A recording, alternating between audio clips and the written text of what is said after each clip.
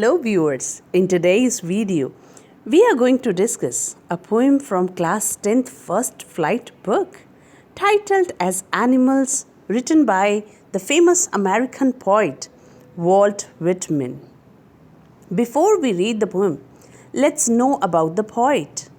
Walt Whitman, a major figure in American poetry, but he was a nonconformist man in all respects, including his social life. As a fact, in an age when all poetry was rhymed and metrical, he made a break with tradition and wrote a revolutionary new kind of poetry in free verse. Now, what the poem is about? In this poem, the writer expresses his feelings about animals. He, being an animal lover, compares his life at home with animal and that with the human. He finds human to be more complicated and false as against animals, which are according to him placid and self-contained. Animals do not dissatisfy their condition, nor do they have the many of owning things compared to the humans. No animal is unhappy over his miscondition.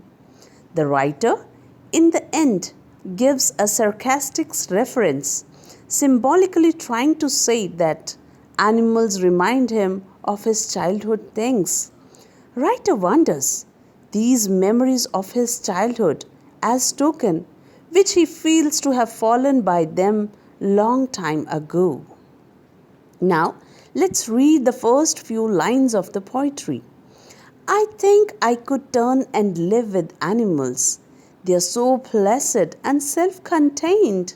I stand and look at them long and long.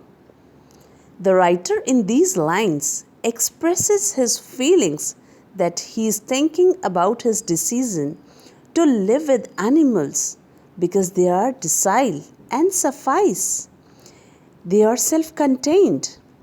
He says that he can see animals very long or may live with them compared to humans for a longer time. Now, line I stand and look at them. I, the poet, stands and looks at these animals for long time. And long, the second word, the second long, the last word in the line, that means he desires, the poet desires to live with these animals comparatively to the humans. Next lines, they do not sweat and whine about their condition. They do not lie awake in the dark and weep for their sins.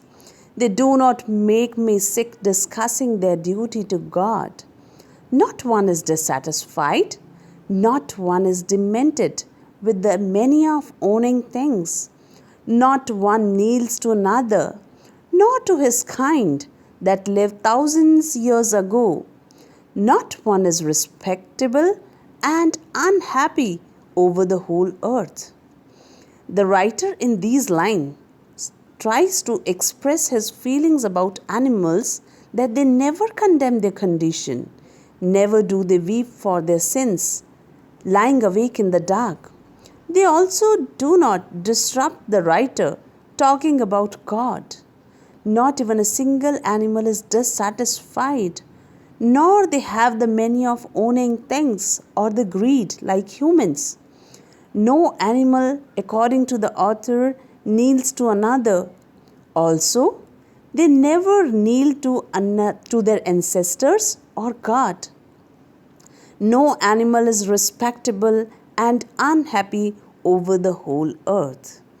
Moving ahead towards the last lines, they bring me tokens of myself. They evince them plainly in their possessions. I wonder where they get those tokens. Did I pass that way huge times ago and negligibly drop them? The writer says symbolically in these lines that animals remind him of his childhood things or the morals. They also show them with great affection and no arrogance. The writer wonders where did they get all these things from? He then feels that perhaps he has passed there long time ago and accidentally had fallen all his morals there as tokens. And the animals, they have picked them up and adopted them. This is the sarcastic reference in the poem to make us realize about our wrong deeds. The possessions, the qualities that we have as a child, we do not have them anymore the moment we grow older. So, the poetry, it leaves a message for us that love animals. Not only because our life is incomplete without them, but also because they are the living creature like us and they need to be respected, loved, and cared. With this, we come towards the end of the video. Hope the video was beneficial for you. Do not forget to like the video. Thank you so much for watching.